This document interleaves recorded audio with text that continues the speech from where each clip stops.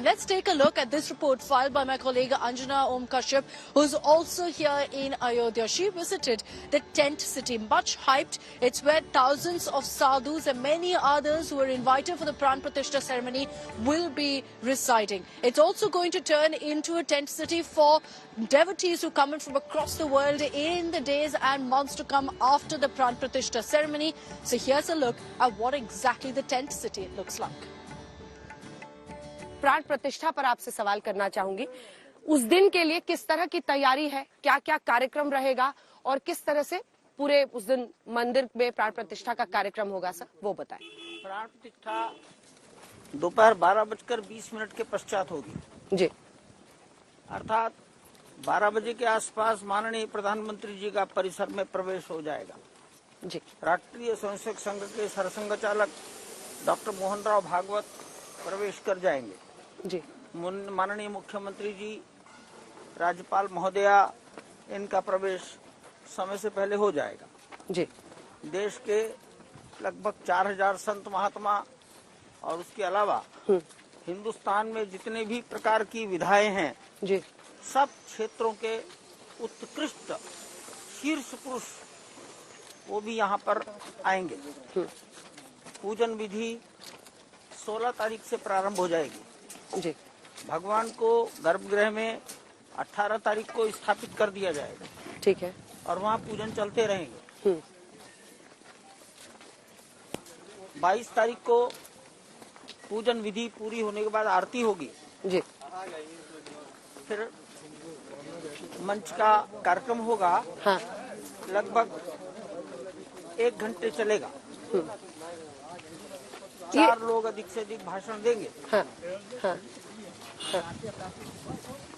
माननीय प्रधानमंत्री जी उसके बाद प्रस्थान करेंगे जी। अब 2-3 सवाल है। एक तो ये कि जो 5 वर्ष के की मूर्ति को चुना गया है प्रभु राम के लिए, एक खबर थी कि उन्हें अयोध्या नगरी में उसके पहले भ्रमण पर भी ले जाया जाएगा। इस बारे में आप क्या जानकारी देंगे? ये बताया नहीं जाएगा हमने क्या करना है। अच्छा, इससे पहले स्नान कराया जाएगा, पवित्र जल जो है अलग अलग नदियों से आएगा, इस बारे में जो कुछ होगा पूरा विधि विधान होगा, लेकिन it will not be declared earlier. Nripendra Mishra ji ने उस दिन बताया कि प्रधानमंत्री ने ये पूछा है ट्रस्ट से कि अगर उन्हें प्राण प्रतिष्ठा से पहले कुछ विधि विधान का पालन करना है तो वो इसके लिए तैयार है। क्या इस बारे में कोई जानकारी आप दे पाएंगे? मेरी कोई जानकारी ही नहीं है कि किसी ने किसी को पूछा है।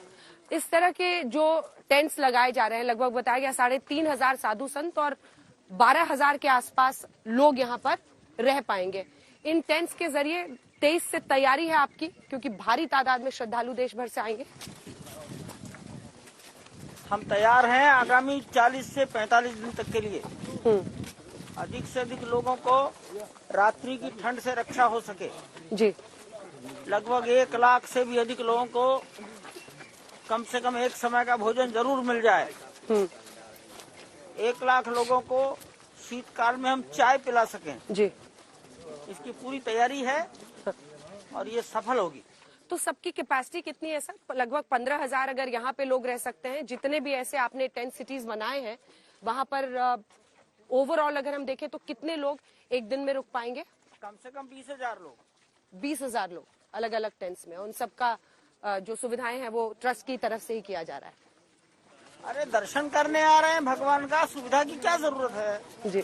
चलिए, यात्रा में सुविधा नहीं होती, सुविधा तो घर में मिलती है। So that's an exclusive conversation that Anjana had with Mr. Champat Rai. You can hear right now the music behind me. These are verses of the Ramcharitmanas which are played every evening. The screen behind me also screening a depiction of that. It's a huge attraction for tourists here who come together for the next 30 minutes to view this reading and this verse of the Ramcharitmanas coming alive before their eyes in the city of Lord Ram. Let's get you our next report about how the world is celebrating this moment, is celebrating Lord Ram. Silver shoes, a golden bow and arrow, jewelry for Sita Ma, all of this coming in from across the world as gifts for Lord Ram ahead of the Pran Pratishtha ceremony. भगवान राम की जन्मभूमि पर बन रहा भव्य मंदिर, दिव्य मंदिर सदियों की प्रतीक्षा के बाद हम भारतीयों के धैर्य को मिली विजय का प्रतीक है।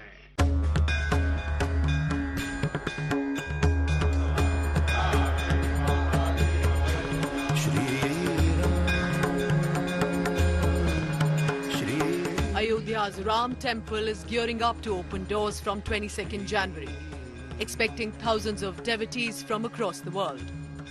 But not just as visitors. Countries sharing cultural and historical ties with Lord Ram have also contributed to the building of the mandir.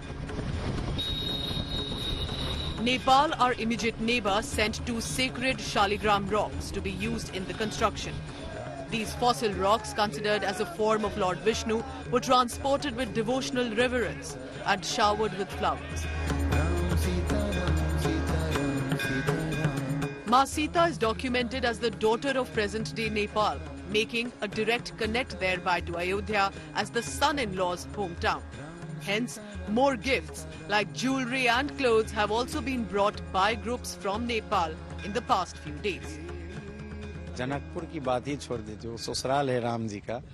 Ram ji का सब साले प्रिय है, उनका साली भी प्रिय है, सखियों से भी प्रिय है राम जी का, और सब गदगद है वहाँ। कितना जल्द वो 22 जनवरी की इंतजार है।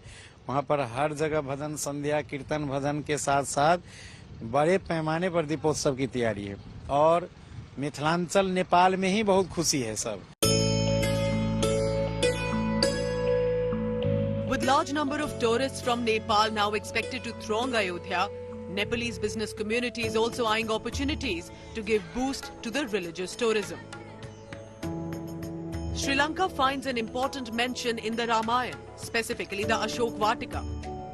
In 2021, Sri Lankan High Commissioner to India, Melinda Maragara, had visited the Ram Janmabhoomi and offered a Shila, a sacred stone, for the Ram temple and from the same location of Ashok Vatika, which is also called as Sita Elia in Sri Lanka. Not just this.